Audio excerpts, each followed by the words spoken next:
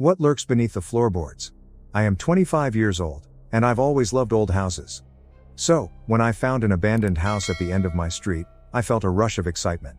The big, broken windows, peeling paint, and overgrown yard called to me like a siren song. I decided to investigate, hoping to uncover some hidden treasures. With a flashlight in hand, I stepped into the dark hallway. A chill ran down my spine, but I brushed it off. I explored room by room, the air thick with dust and mystery.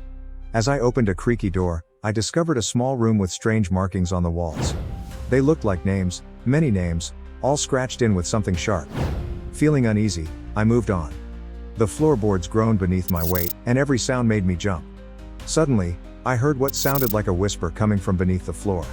It sent chills down my spine. I knelt down, placing my ear close to the boards. The whisper grew louder, almost pleading. "Help me," it said. My heart raced. I was terrified but also curious. I could not ignore it. I grabbed a crowbar I found nearby and pried open a section of the floorboards. Beneath them lay a small, dark space. I shone my flashlight into the hole and gasped. I saw an old, dusty journal lying there. I pulled it out and began to read. It was filled with stories of people who had lived in the house. They spoke of anger, betrayal, and an unfinished business that kept them tied to the place.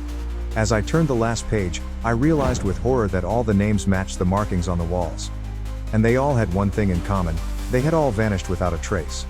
Just as I set the journal down, I felt a cold hand grip my shoulder.